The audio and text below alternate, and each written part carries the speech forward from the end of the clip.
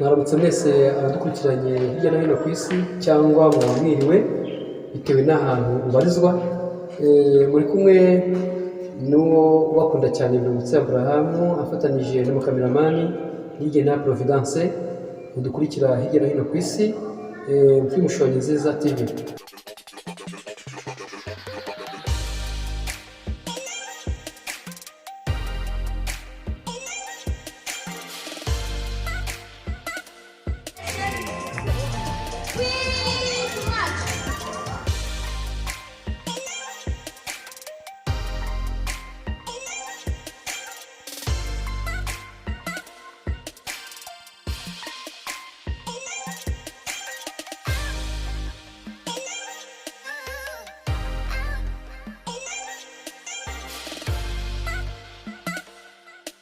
Abadukurikiranye kuri Mushonyi Nziza TV twongeye kubasuhuza twifuriza amahoro n'umugisha. Uwo muvugana kuri ino saha ni Biruhutse Abraham, usanzwe mukurikira cyane kuri chaîne ya YouTube yitwa Mushonyi Nziza TV.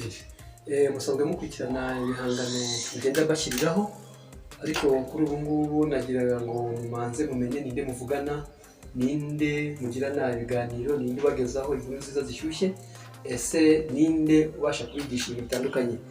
Ni njyewe rero Biruhutse Abraham uko mubona kuri ekara. Ni bisanzwe gukorana namwe ibiganiro. Nje hano no kugira ngo ngire bimwe nganira namwe mbabwira, kugira ngo nibura tubashe gukorana tuziranye kandi tubashe gukorana mu nkunda cyangwa mu gira ibindi bintu byinshi mukora. Mbashimiye cyane byo mumaze iminsi mukorera, kuko mu comment murayatanga, na share mukazikora, na subscribe mukazikora nubwo zikiri nkeya.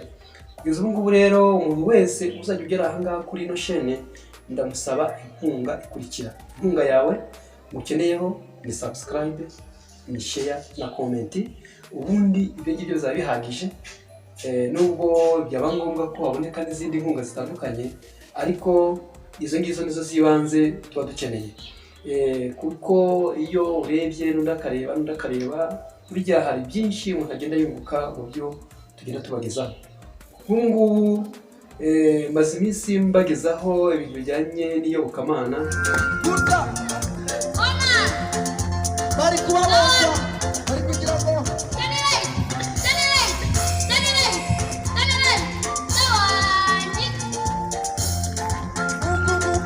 bari kubabaza cyane. Bafata ikote nagezeyo, ariko bitavuze ko ngewe iyi chaîne izahagarira aho ngaho.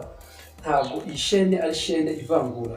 Ubundi yitwa Mushonyi Nziza TV, ibyishimo by'ingeri zose. Ni ibyishimo by'ingeri zose, ntabwo ari ibyishimo by'umuntu umwe, ni ibyishimo by'ingeri zose. Waba umudive, waba umupantekote, waba umuyisilamu, waba umuntu udafite idini, uwo ari we wese afite uburenganzira kuri uwo murongo wa Mushonyi Nziza TV yo kunyuzaho ibiganiro bye.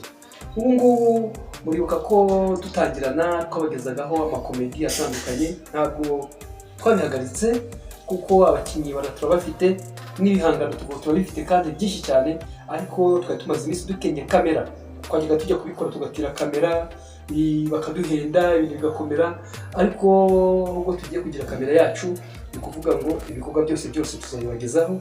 Dufite tujya tubagezaho amakomedi menshi yigisha, tuzabagezaho ibihangano byinshi bitandukanye, iterana ry'amatorero atandukanye, ibyiza tubona mbese byafasha abantu byose tuzabageza, n'amakuru agenda ashyushye ari hirya no hino ku isi niyo tuzabagezaho, kugira ngo buri wese abashe kunyurwa mu rwego rwe na gahunda arimo, abashe kumva anyuzwe n'ibyo yumva ashaka gukurikirana ku murongo wacu wa Mushonyi Nziza TV. Ikindi tugusaba rero ni subscribe, share na comment.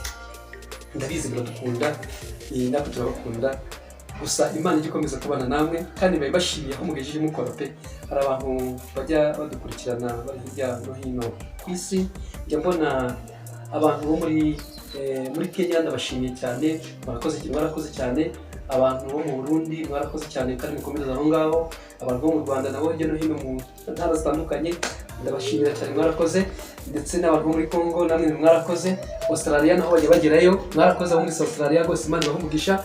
ndetse no muri Leta Zunze Ubumwe za Amerika naho njya mbona comment zanyu, namwe mwarakoze, no muri India naho tugerayo ndabona nabo bampa comment byiza cyane, ndetse mbese ku migabane yose y'isi nubwo tukiri bakeya ku migabane yose y'isi mbona abantu benshi badukurikirana kandi pe bashimiye. Imana y'umugisha. Amakorali menshi atandukanye njye mbona comment z'abambwira ko bifuza ko kwamamara bashaka kugira ngo ibihangano byabo bibashe gutera imbere, nabo ni karibu baratumiwe. Abahanzi batandukanye barimo bashaka kubyuka bazamuka, abo nabo ndabahamagara kugira ngo baze dufatanye nabo tunyuzeho nabo batangiye kuzamuka bemye kuburyo nabo bazagira urwego rwo hejuru. Ibyo ndabishimira Imana kuko uyu murimo twawutangiye Imana yibyemeye, ariko n'ubundi uzakomeza ugire imbere kubera ko Imana yakomeje kubyemera. Ndabizi muradukunda kandi ndabizi namwe nanjye ndabakunda, mujye mumfasha kugira ngo ibi bintu bibashe kugera imbere. Gusa Imana idahari ntacyo ntacyagerwaho, kuko Uwiteka hari byose bizagerwaho.